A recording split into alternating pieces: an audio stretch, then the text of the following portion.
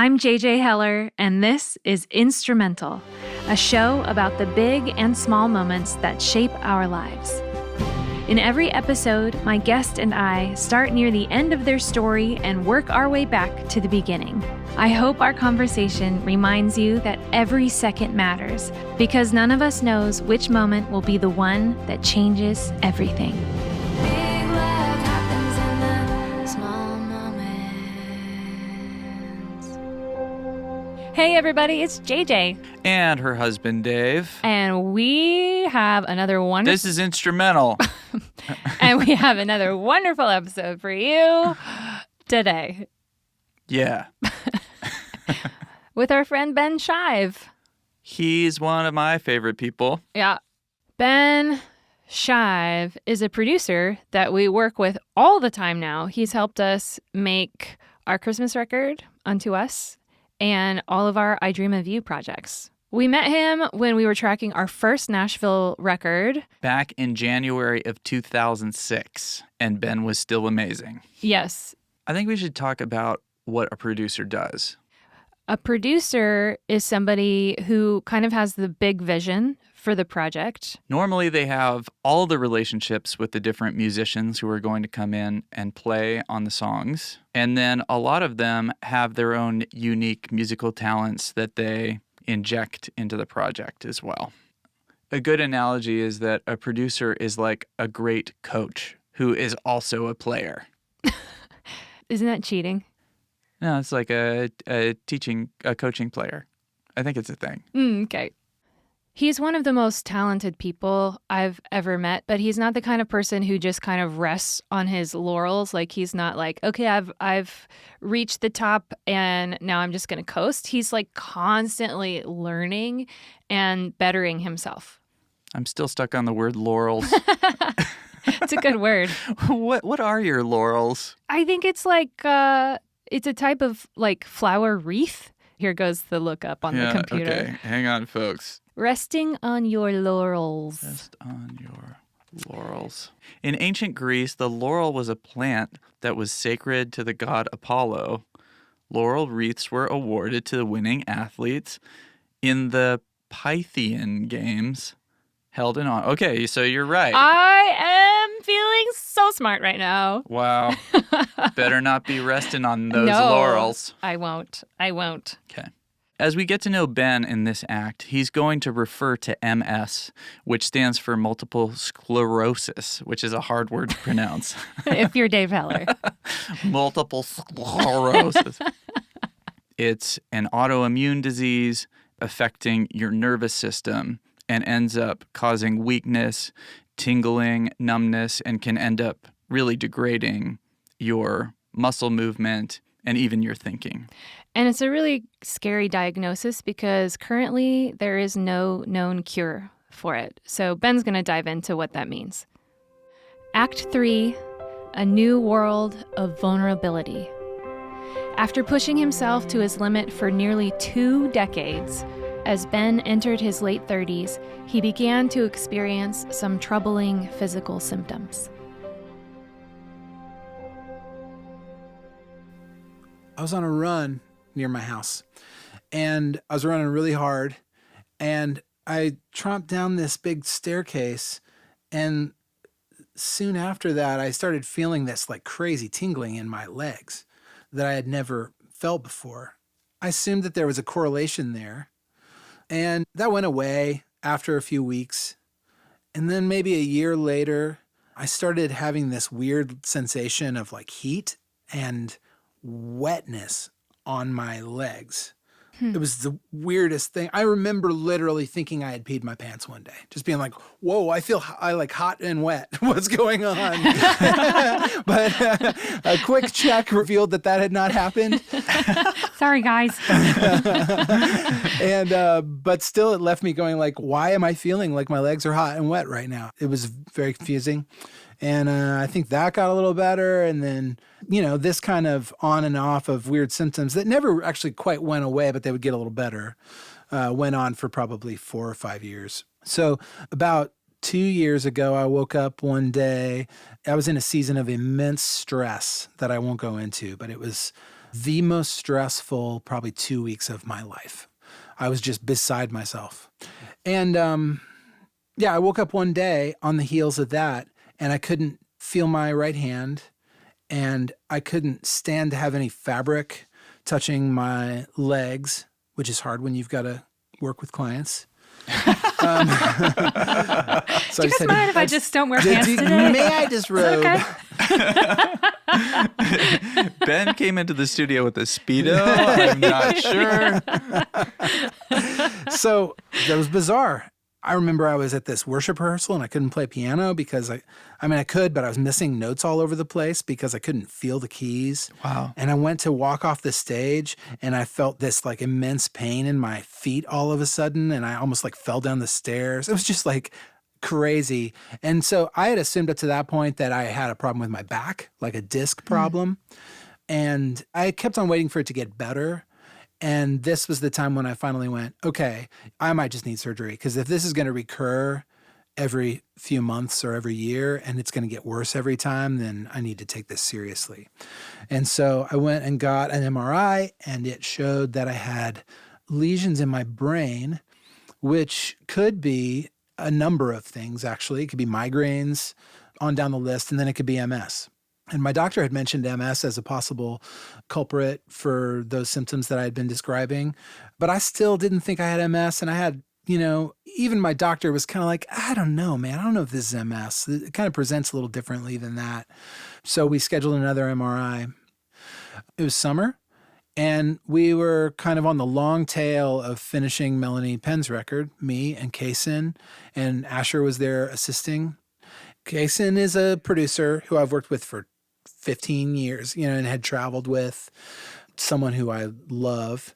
And then Melanie is a friend of my family and someone who I've made records with and someone who's been a kind, generous friend to me. And then Asher is this young guy who just exudes peace and calm, and it's just wonderful to have in the room. And we went to this Indian restaurant called Taj, and we walked out, and I got the call from my doctor. I answered the phone. He said, hey, we got your MRI back. You have lesions on your spinal cord, and that's pretty indicative of MS. I was like, pretty indicative, or are we like sure? He was like, we're sure. You have MS. So I appreciated that it wasn't like, he didn't beat around the bush or try real hard to have some great bedside manner. He just told me the truth and encouraged me to not make assumptions about what that meant for my life. He told me, listen, we're talking about MS here, and it's about as scary a thing as you could be talking about, And he said, I really want you to not picture yourself in a wheelchair. Many, many people do very well with this disease. And he was like, I've got a buddy named Mark who's got this disease, and he passed me on his bike the other day. Honestly, one of the most helpful things that anyone said to me throughout that whole thing. So I got off the call with my doctor, and I got back in the car with Kaysen and Melanie and Asher. And it was just beautiful to be able to tell that news. I mean, I had already called Beth, so she was the first person that I told. But I love that those were the next three people that I told, people that I really trust and value and who were so kind to me. So got home and talked to Beth for a while, and we just kind of we sort of laugh when we're incredulous. So we didn't cry. We just laughed, sort of gallows kind of laughter. And then these women from my church showed up and brought us meals, and that was amazing. And then work ended, and my wife was like, hey, we're going over to the Gowers for dinner.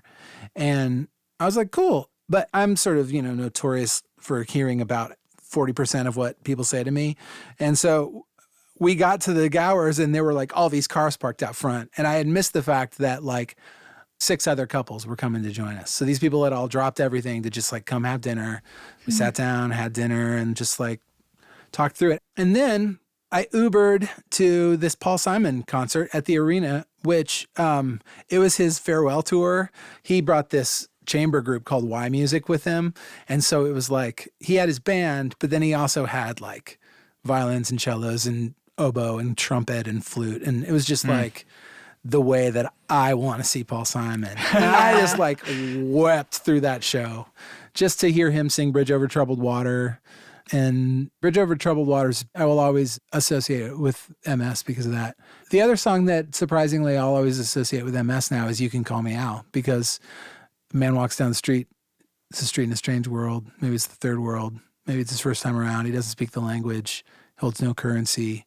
He's a foreign man surrounded by the sound of cattle in the marketplace. He looks around and sees angels in the architecture. And that was me that night, kind of in a foreign country with nothing in my pocket, doesn't know the layout of the territory, So that was good to hear that song. Had you ever heard it with that kind of context in mind, or did it just sort of land on you? No, I had not at all. And the first time I heard You Can Call Me Al, I was probably in middle school at a sleepover, and we listened to that record, and I was like, this is the funniest nonsense I've ever heard in my life.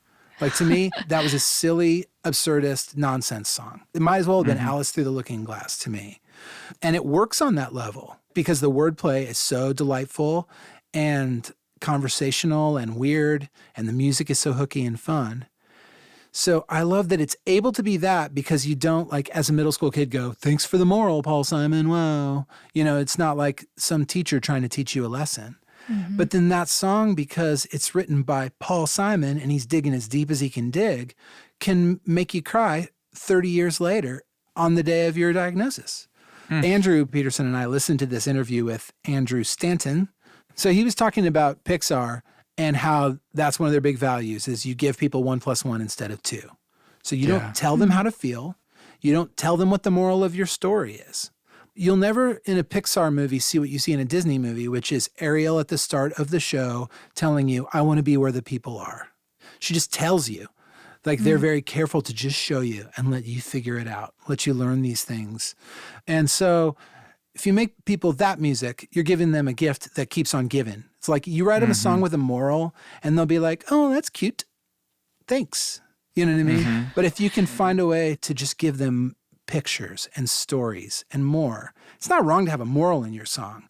But like, I guess to me, it's less about the absence of a moral and more about the presence of imagery and color and metaphor and details that make it survive that way.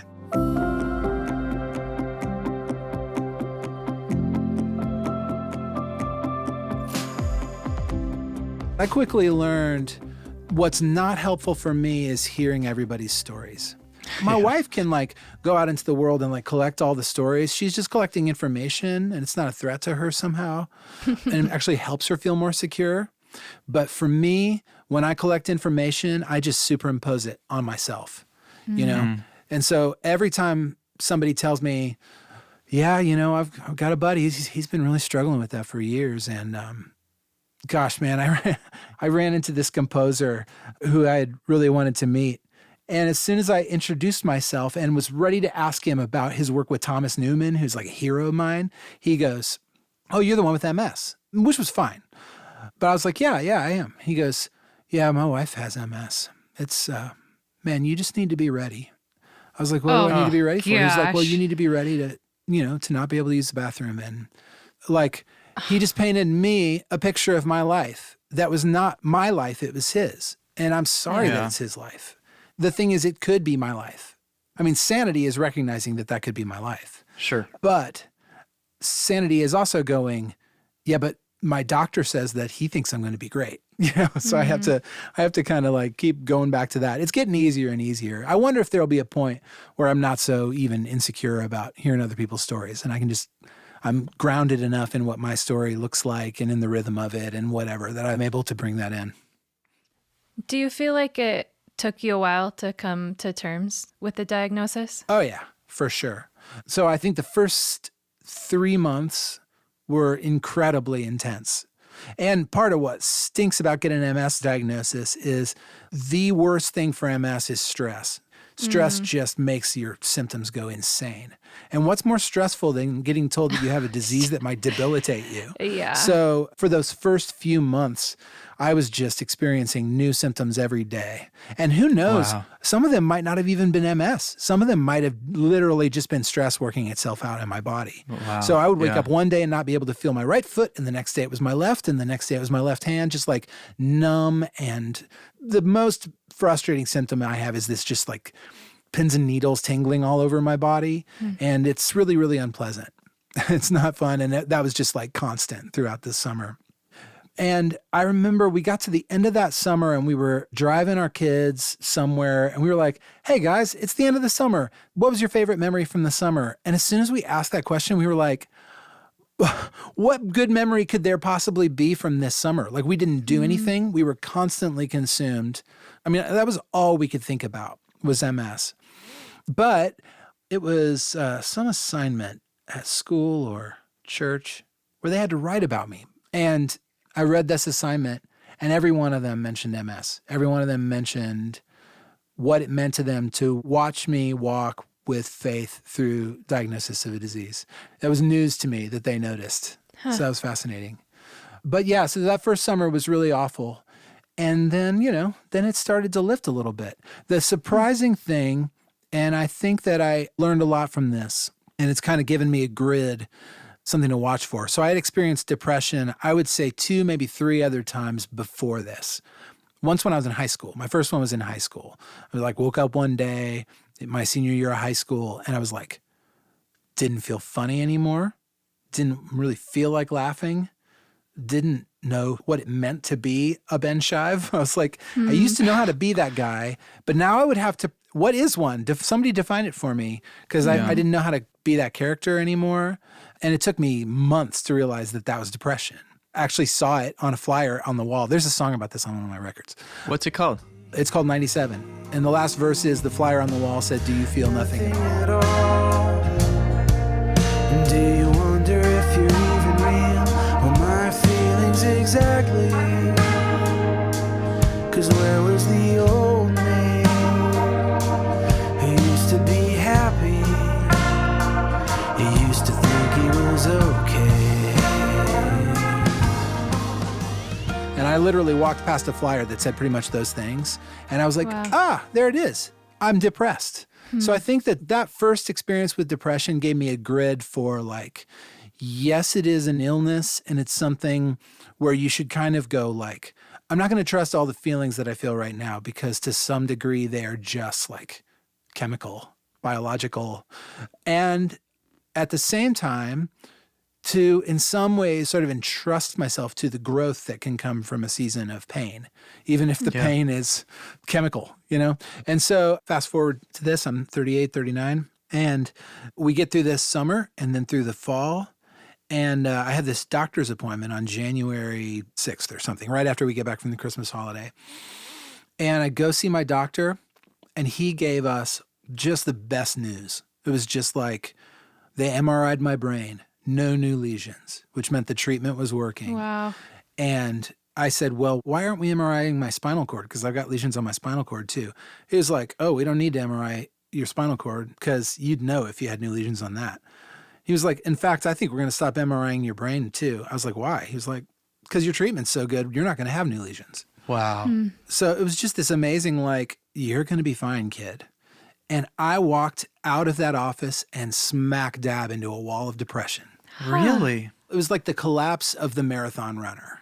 It's like walk across the finish line and I can finally, like, you let the guard down. Yeah. And then your body, which has been supplying you with adrenaline and all these things that you need to survive, just goes, okay, now I'm going to need a minute. I think I had just completely tapped all my spiritual and emotional resources for 6 months. And then I finally collapsed.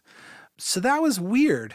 When I finally got the all clear was when like a different kind of storm rolled in. Yeah. Yeah, so that was the second half of that first year of MS was just kind of dealing with a pretty deep depression. And I think I might still, in some ways, be on the tail of that, even though it's a year later.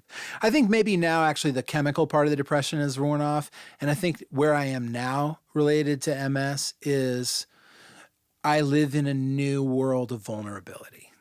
I still don't see how this has made me a better person. It's not obvious to me. I do know how it's made my life better. That's easier to see. Which is what? Finding out that I am not Superman has been incredibly helpful to me. I can't tell you how many times I have had people through the years go, how do you work like you work? And my answer was always, God gives me the grace to work the way that I need to work. And maybe someday he won't. And I guess the truth is that one day he gave me the grace not to have to work that way anymore. You know, as a self-employed person who can always feel like the world's on their shoulders and like it is up to them to make sure that their family gets to eat this month, to have permission to go to bed at night is profound. I just, you know, have this amazing routine of sleep now that I never had before. You know, I used to sleep 3 to 6 hours a night and just horrible. It was like a horrible way to live. And when I look back on that season, like that is more traumatic to me to think back on than my MS diagnosis. Like, wow. To think about going back to that, it was a nightmare of a way to live. So I'm very thankful that that season is over. Wow. So it sounds like MS has given you the reason that you needed to actually put healthy boundaries in place. Yes, absolutely. I was too weak or too scared to do that before. And now I just have to.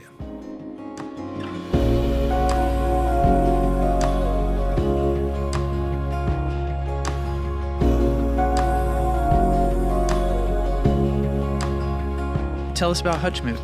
Hutchmoot is Andrew Peterson's conference for creativity of all kinds, books and movies and cooking and all sorts of things. And I went to play, so I thought on a song or two that night in Andrew's set. He was playing a concert. Which you have done for years. Yeah. Like, it's just a thing that happens every October, and Ben Shive shows up and plays piano. That's just like the routine. That's right. So I got up to play on these 2 songs that I was going to play on. And after the second song was over, Andrew was like, hey, we're going to present this new thing called the Resonator Award. You know, they called it the Resonator Award because it's sort of someone who works behind the scenes and just kind of resonates with the work that other people are doing. And he starts reading about this person who they're going to be giving this award to. And it took a minute to realize it was me. And then he starts talking about me and saying the kindest things. And next thing I know, JJ comes out on stage and reads like some poem or lyric of mine. And so all these people that I've worked with and that I love came out and honored me. I do think that they may have just invented that award because they just wanted to show me a kindness and had wanted to give me some kind of a gift so I could take a break or so that I could have some kind of relief in my life. And so they took up this collection. And then Andrew was like, we should give him an award. And so they gave me an award and they gave me this big financial gift, which was amazing. It was awesome. It was just one of those moments where who gets to have that experience? Right. One of the things that I was aware of as I was getting that award was that I had wronged every person on that stage. Like, and I don't mean that in some kind of huge guilt trippy way. I just mean in that kind of normal way that we all wrong each other day to day. And that everyone on that stage had to show me grace and forgiveness at some point. That's always one of the amazing things to me. Like when you read like Hebrews 12 and it's talking about all these like heroes of the faith, it says at one point, I think about Abraham, like he never wavered. And it's like God has a selective memory. I'm sure that's not the right way to say that, but Abraham definitely wavered. Like, you know, like all the stuff with the concubines and the calling his wife his sister so that he wouldn't get killed. Whereas if he really believed the promise, he would believe that he wouldn't be killed because you can't have kids when you're dead. So Abraham in many ways wavered. And yet in God's analysis, by faith, it's like he never wavered. And so to have that experience of like, all these people are saying really, really kind things and they are true in that sense, in that God's economy kind of sense of like, nobody's good, but like, by faith and in community and in love with one another, we're saints. There is something good to be said about us.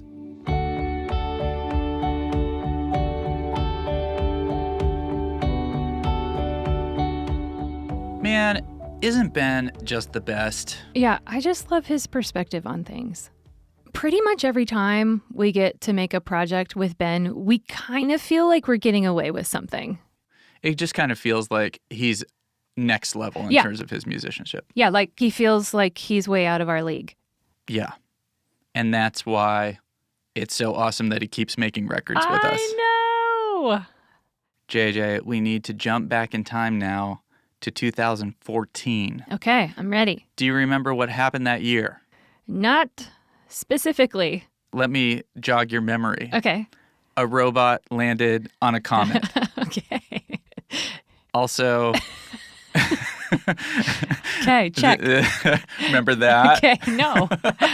Okay, hang on. This one you might remember. Frozen came out. Ooh, let it go, let it go. Man, in 2014, we went to our oldest daughter's talent show. I think she was in preschool at the time. And I feel like we heard 14 renditions of Let It Go. It was literally at least 4, just over and over. Everybody wanted to sing that song. It was way more than 4. So let's find out what happened in Ben's life in 2014. Okay. I think Frozen came out in his life too. Dave, What? you need to let it go. Act 2, Shower Guy is Right. Weirdest title of an act. Yes, but it's appropriate. You will see soon. Overworked and exhausted from juggling time in the studio with life on the road, Ben realized something needed to change. Ben explains what happened next. I had gotten to a point where I was working, 60 hours a week on average producing.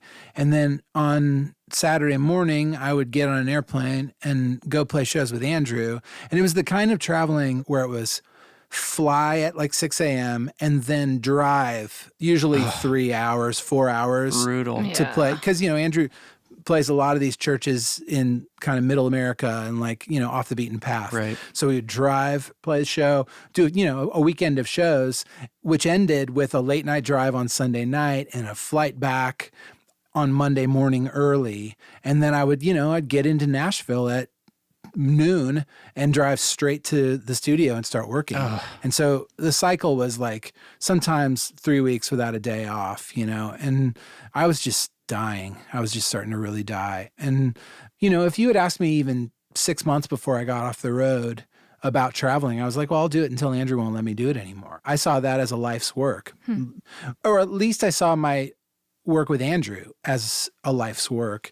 And to me, getting off the road might mean the end of that. So I certainly didn't want to do that. Yeah. But I got to a point where I finally had to listen to myself because everything about my body and my emotions and everything was just screaming like, you can't do this forever. Yeah.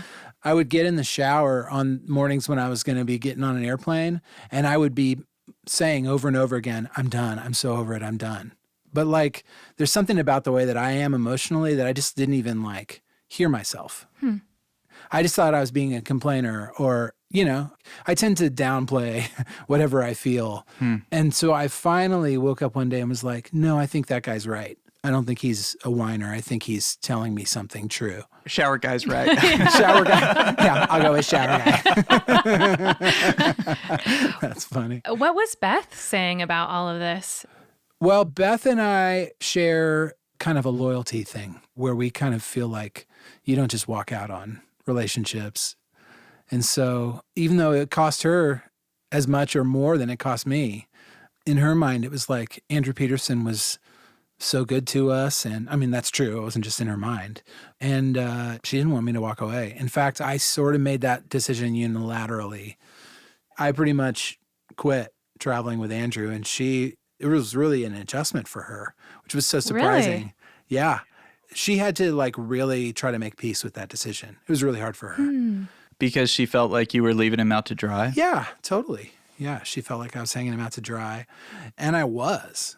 I mean, that wasn't the goal, but he certainly, felt my absence. And that's not to compliment myself. It was just, years of being able to count on me and then suddenly having to start over.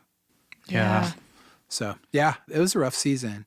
But she eventually got to experience the benefits. It took a year before we both realized, oh my gosh, weekends are amazing. It took a while to kind of get used to the routine of it. I was still working crazy hours in the studio, and it even amplified, but at least I had, 2 days a week that I could pretty regularly take off. And that was the first time in like 12 years, basically. Yeah, that I could count on having a weekend. Yeah. After I stopped traveling with Andrew, I knew that that might be the end of our collaboration. I knew it was going to hurt him. I didn't do it to hurt him. I did it because that's what I had to do. I had to get off the road for my sanity and for my family and for my clients, for so many reasons. But I knew that I might lose what mattered most to me, which was career-wise, was that relationship, that work. I had invested so much of my life in that work. We had already made a bunch of records together. So to have to possibly close the door on that, possibly hurt him in such a way that would make him just not want to work with me, or even not hurt him, but just have him move on because people naturally move on. That was hard. It was a calculated risk, and I just had to take it.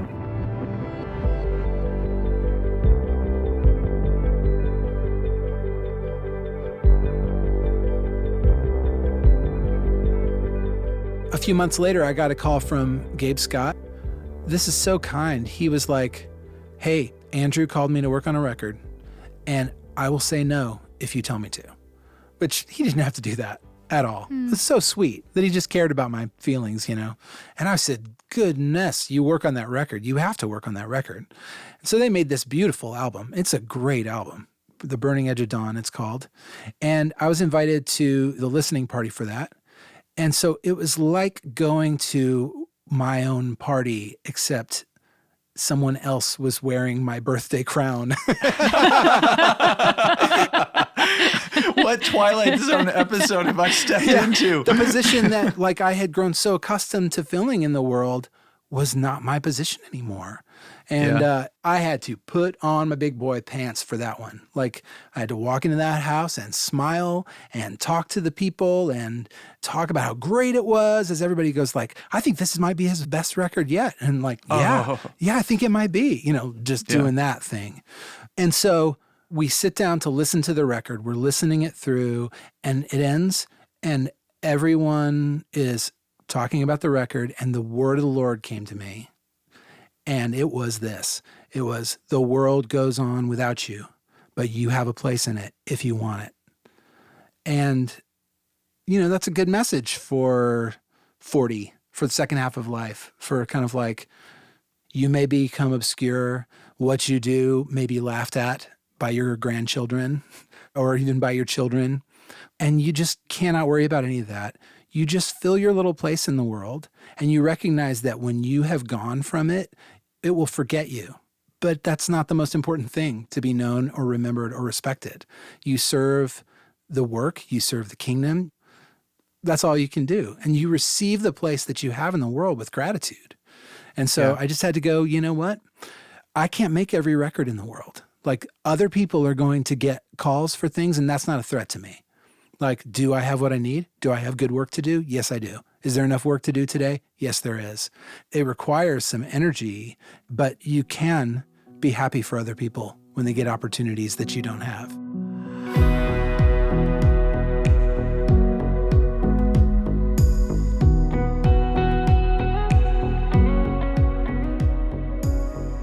People are the best part of production. People are also the hardest part of production because it's really, I mean, it's like diplomacy at a high level and consensus building and learning to understand someone else's language. In many cases, teaching them your language so that they can communicate with you about what they want. It's interpersonally really demanding. What's an example of that, of teaching somebody?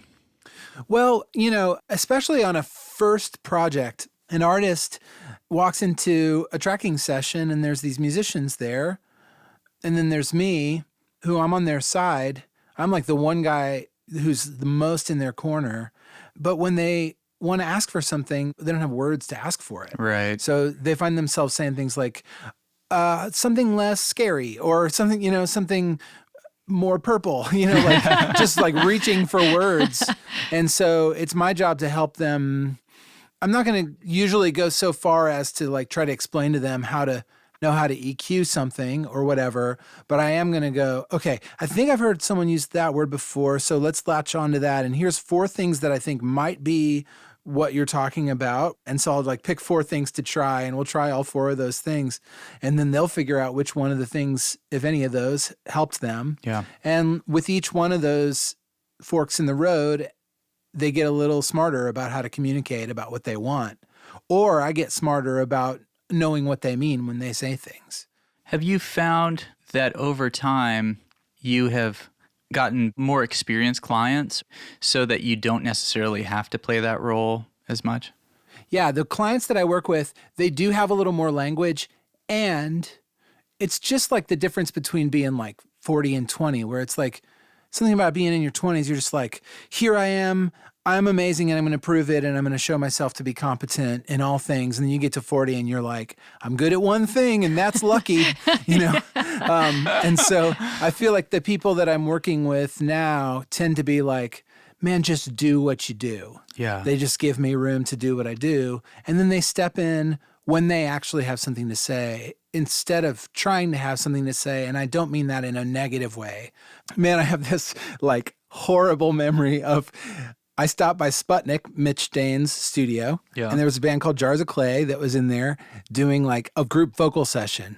And they were like, you want to come sing? Which is hilarious because I don't sing, but it was a group vocal session, so it's fine.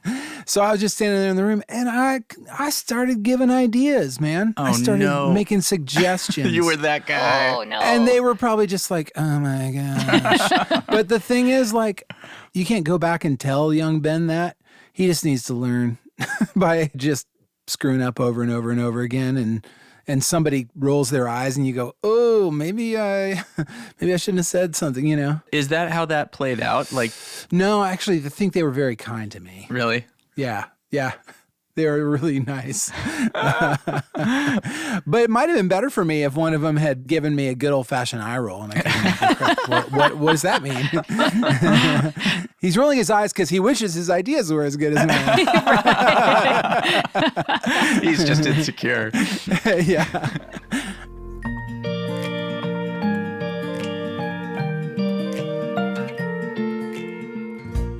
So as Ben's going to describe in this next section, he had an incredible opportunity to work with a legendary producer in town. Yeah.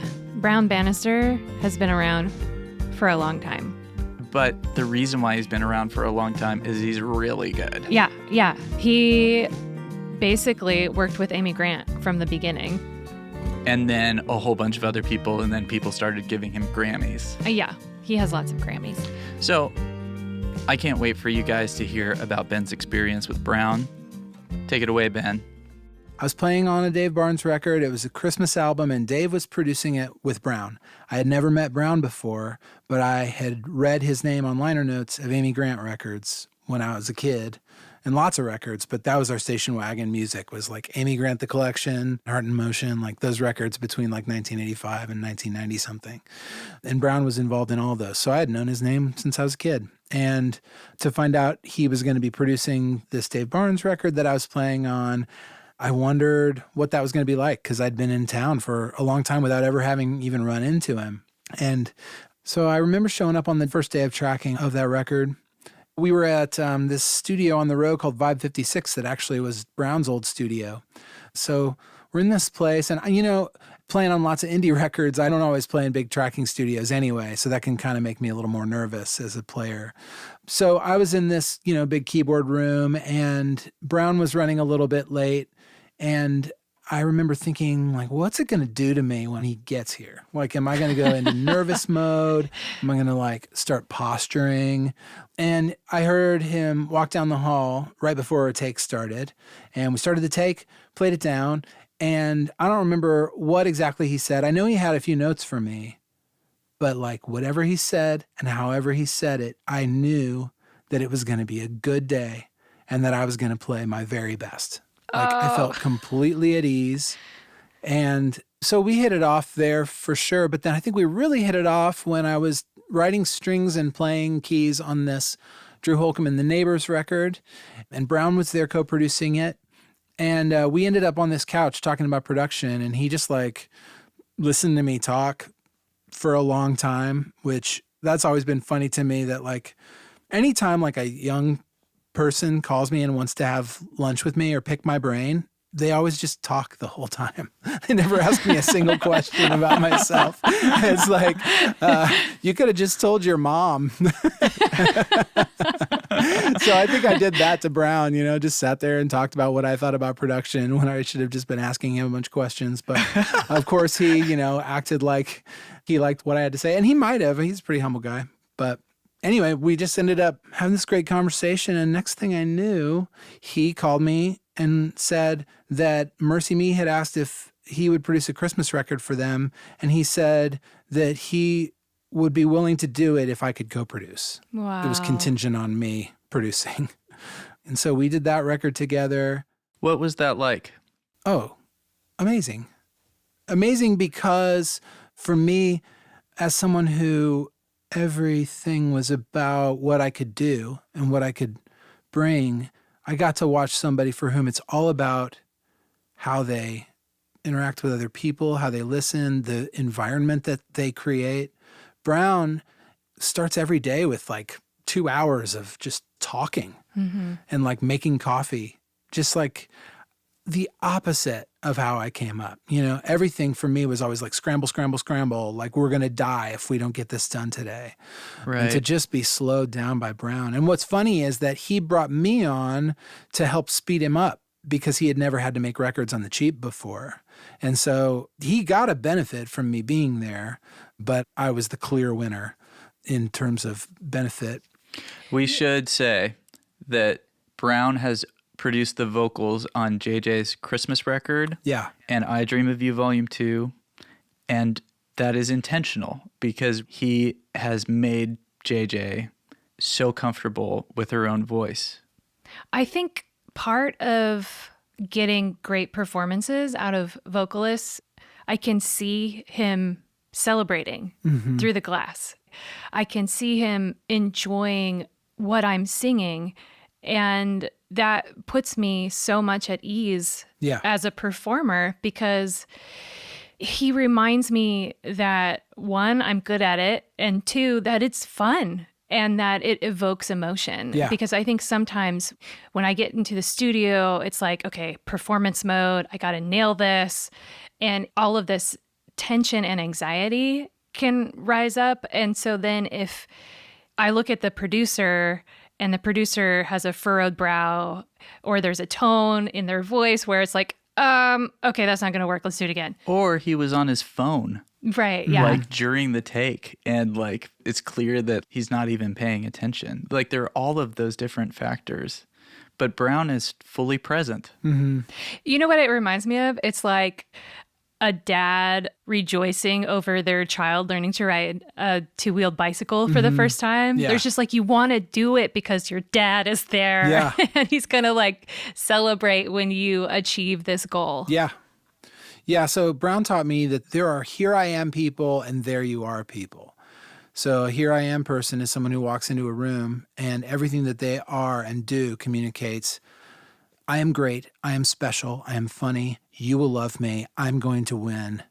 And that's the person that I brought to that Jars of Clay session. Like, here I am smart. Like, that's what I've been presenting my whole life, And then the there you are person is exactly what it sounds like. Someone who walks in a room and they go, oh, there you are. And that's what Brown is giving you. Everything you just described is there you are. It's someone who's just like in the booth, just there to celebrate you. See, he could be there to have a good comment to give you after you're done with your take, Like that could be what he's living for, is proving that he's a great vocal coach. But that's not what he has in mind. He doesn't have to give you some great feedback. And if he does, it's only because he actually wants to see you succeed, not because he wants you to think that he's great. Right. And that's tricky. That's really tricky for us to do. We got to get over our egos to get to that place, And that's why I can't just go back in time and tell young Ben Shive, like, calm down, nobody needs your genius. And in some way, when you are in your first half of your life, you have to operate out of that ego. You have to be like, all right, world, let me show you what I got. Just because there's no other way to get to that sort of empty myself kind of place than to empty yourself out. to get to the end of yourself and go, oh, well, I'm good at some things. I'm not good at others. And it turns out that sometimes in my weakness, that's when I'm strong. Like sometimes when I don't have anything to bring, that's when I get to just rely on other people and see what they have. And that makes me a better person, you know? So yeah, I learned so much by working with him. And then, I mean, we started working on a lot of projects together. I became kind of his official co-producer for probably about 6 years, something like that. Wow. We did a lot of records together. One of the first records I did with him was for IJM, International Justice Mission. It was a project that was really remarkable because no one, not Brown, not me, not any of the session players, got paid a dime. And when he actually called me to pull me into it, he said, this is going to be a record that is going to involve some artists that you haven't worked with. And really, he may not have had to say this for me to understand it, like a caliber that I had not worked with. The sector of the world that they occupy was a sector that I had not, been near. Christian radio. I'm not capable of getting people on Christian radio. I never have been. And all of a sudden I'm working for all these Christian radio artists. So he said, I want you to meet all these people. And he was like, Ben, I don't know why, but I just want to heap all the blessing and favor in the world on you. I just feel like that's my job right now. Wow. Yeah, like that. Yeah, when you have somebody like that in your life, there have been a few times when I just needed a shoulder to cry on, and I have pulled up to his house in the dead of night to just knock on his door. When somebody like that makes themselves available to you, it's just like impossible to refuse. So it sounds like he was a mentor in the business sense, but he was also a friend. Yeah, absolutely. It felt like the kind of generosity from God and from Brown that marks you for the rest of your life. Not that I'm not capable of being arrogant and egotistical. I'm sure I am. I know I am. But I didn't process that as I must be awesome. Like I really didn't. It felt like this could have been anyone, but it's me. When I think back on that season, if I really think about it, it's very emotional for me. What is so emotional about it? To be chosen, to be really seen and celebrated, to be the recipient of generosity, and to be loved. I would quote Wendell Berry, I think in Jayber Crow, he says, "It is all of it a gift."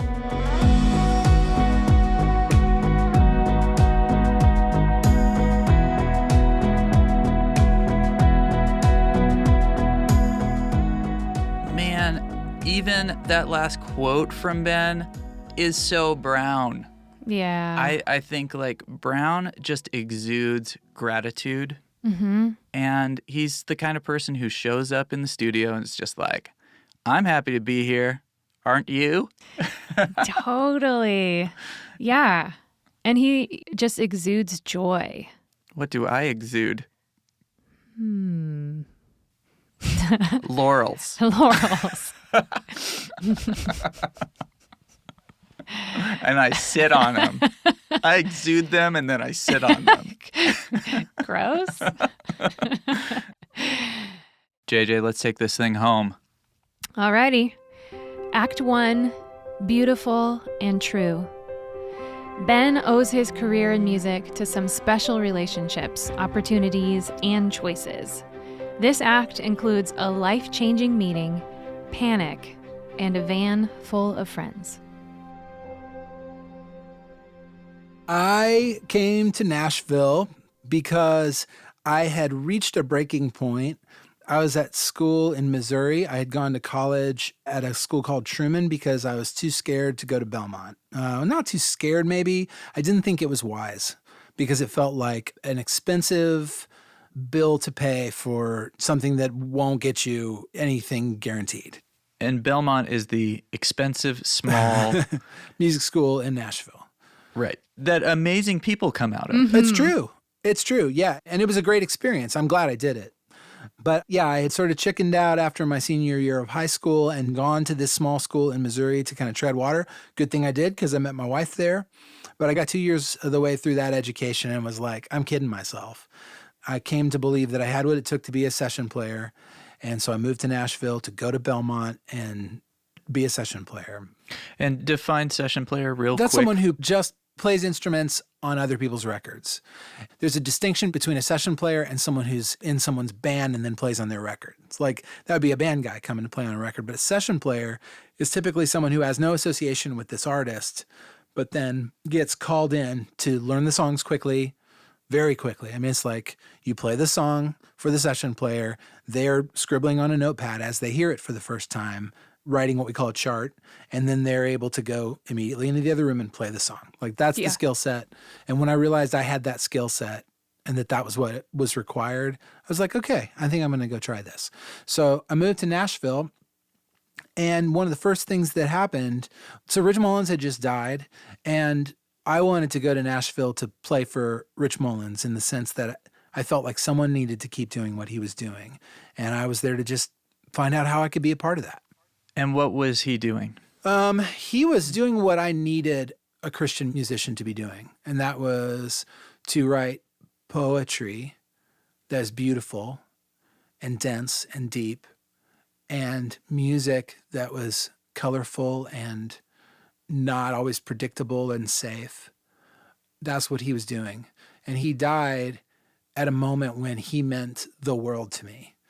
And so I just didn't want that art to stop being made. So somebody had to make it.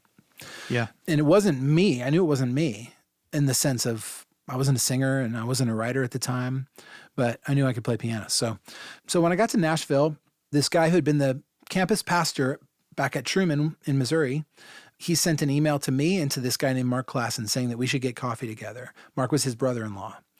And Mark and I went and got coffee at the Starbucks on 21st by Vanderbilt. And he told me that I needed to meet this guy named Andrew Peterson, who had been his college roommate, because Andrew was going to be the next Rich Mullins. And so I was like, okay, I've never heard of him, but sign me up. So Andrew's record, his first independent record, came out a few months later, and I listened to it and really liked it. And so I wrote a string arrangement for a class project, for an orchestration class, of his song Faith to Be Strong. And part of the benefit of that class was that you wrote the arrangement and then the Belmont Orchestra played it down and you got a cassette tape with your arrangement on it. So it was pretty cool. So I sent that cassette tape to Andrew and he heard it, and it just so happened that he, at that exact moment, needed someone to write string arrangements for this concert he had just written called Behold the Lamb of God that was in its second year of touring, but it hadn't been recorded yet. And he needed to do a Nashville show because he wanted to try to convince his label to record the album. And so I went and sat in an RV in Christy Bragg's backyard. Who's Andrew's manager? Yes, thank you, Andrew's manager. And we sat in this RV and he talked to me about the songs and told me about the show. Why were you in an RV? Because he was living in an RV at the time. It was Andrew's RV that he parked in his manager's backyard. Yes. I think they were renting a house in Watertown at the time, but... And Watertown's like out in the sticks. Out in the sticks, yeah. And then I went to a rehearsal a couple days later, maybe, where I got to actually like make a tape of them playing the songs down. So that was the first time I heard that music. So I hear these songs, and my impression of the music was, this is important. I remember telling my wife, I think this is important music. And little did I know, we're still playing that music, 20 years later. Wow. So I guess it was. So yeah, I got to hear those songs, and I started writing string arrangements and worked so hard on those things. I mean, I'm probably hundreds of string arrangements in now, and sometimes I can write a string arrangement in an hour. But these probably took me 3 days a pop, just spent so much time working on them. And the week after I graduated from Belmont, we played the show at a church on Franklin Road, and I sat on the stage and kind of helped conduct the little string quartet that was playing my arrangements.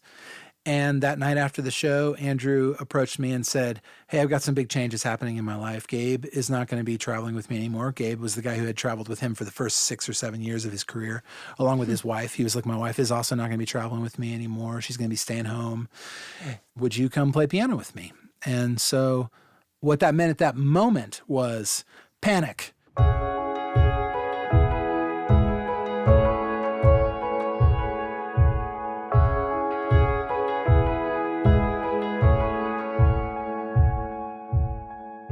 I had made Beth a promise that I would not travel.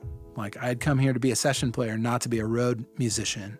She had said that she wasn't necessarily going to be super comfortable with me being on the road if we were going to get married. So I had said I wouldn't do that. So he asked me if I would travel with him, and I said, I really wish you had not asked me that, but let me get back to you. So I went home that night.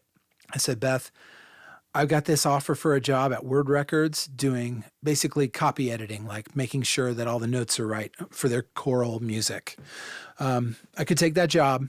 I will be in an office if I do that. So we laid in bed that night, like pro-con listing those two jobs. And to her, it was a big deal that I was doing this. Like, to have an offer of some legitimate work to do in music was significant to her, you know? I mean, she has always taken on my concerns as if they were her own. So I think for me to have that opportunity was like her having an opportunity. She was invested in me getting to do what I came here to do. And so, yeah, we laid in bed that night, and she was not trying to push me toward that Word Records job. And I think by the time we went to sleep, we had pretty much decided that I was going to call him and take that job. So that meant that the year 2002 began with me getting in a van with Andrew, and it was just a party. It was just like finding my people. I mean, these were like the most like-minded, easy for me to have everything in common with right out of the gate people. I mean, I think that's one of the best things about doing music, especially if you find your way into a community of people who care about what you care about. I wouldn't expect to find this if I was playing music on a cruise ship, or even if I was playing a country gig. But the fact that what I found my way into was a group of people who all were here because they loved Rich Mullins and they wanted to do what he was doing meant that we just all had the world in common already. And I still find that to be true. You know, with my music friends, like, we can just always pick up where we left off because we see the world the same way. Yeah. Yeah, that was the beginning of a really lasting collaboration. Andrew and I are still working together to this day, and yeah, we traveled together for 12 years. We've worked on 8 records or something together. And, you know, still, he's one of the people that I most look forward to collaborating with. And really, I think, what's this called? The Venn diagram, the 2 circles that overlap. Ours are probably almost just concentric circles as far as like what it is that we are trying to do in the world, you know? So that's pretty amazing to have that. And it was handed to me. What do you think would have happened if you never took that meeting with your buddy who told you you should go meet Andrew? That's a great question, because my collaboration with him is the catalyst for everything else. All the good that has come in my career is because of traveling with Andrew. It wasn't just that I wanted to make music. It was that I wanted to make a certain kind of music. It mattered to me what it was. I didn't just want to be a gun for hire. I wanted to make music that conveyed the beauty and glory and mystery of the gospel, couched in metaphors and language from real life that didn't use a lot of jargon like Christian language. And I mean, that's like a pretty specific set of values. And so to have found allies who are willing to do that with me is pretty amazing.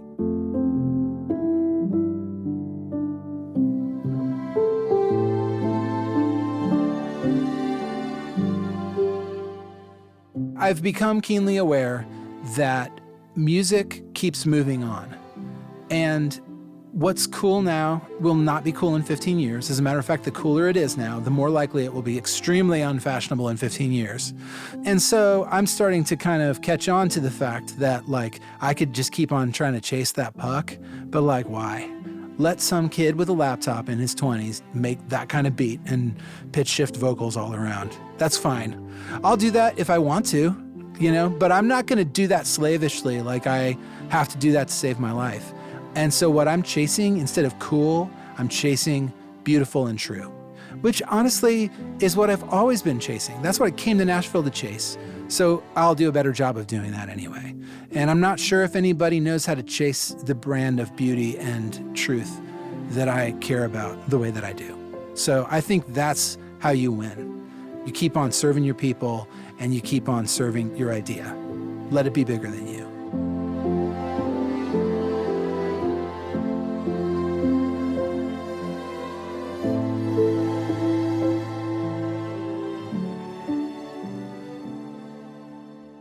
When we initially did this interview and Ben said that last statement, I literally cheered.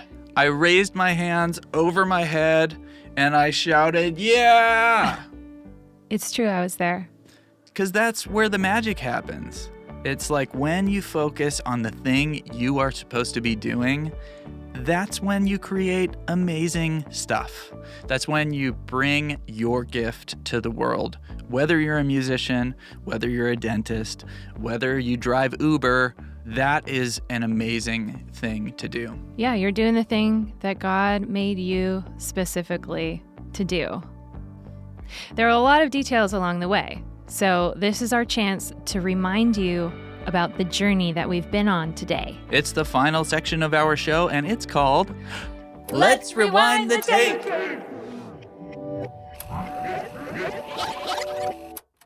Ben continues to produce meaningful music from his studio in Nashville.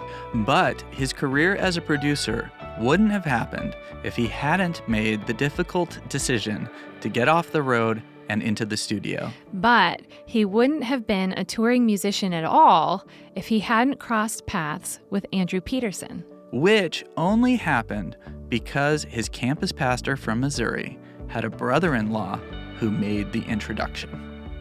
Can't make that stuff up. Nope, true story. What if we said based on a true story? You get to decide which parts are false and which parts are true. It's all true. It's all true. This podcast could alternately be called Two Truths and a Lie. Oh, goodness. This episode of Instrumental was produced by me, JJ Heller. And me, Dave Heller, with additional editing by Kyle Henson. Our theme music is my song, Big Love, Small Moments. That I helped write. To find out more about me, listen to more of my songs, or watch my music videos, please visit jjheller.com. That's 2 letter J's, HELLER.com. We'll be back next week with another episode of Instrumental. So be sure to subscribe wherever you listen to podcasts.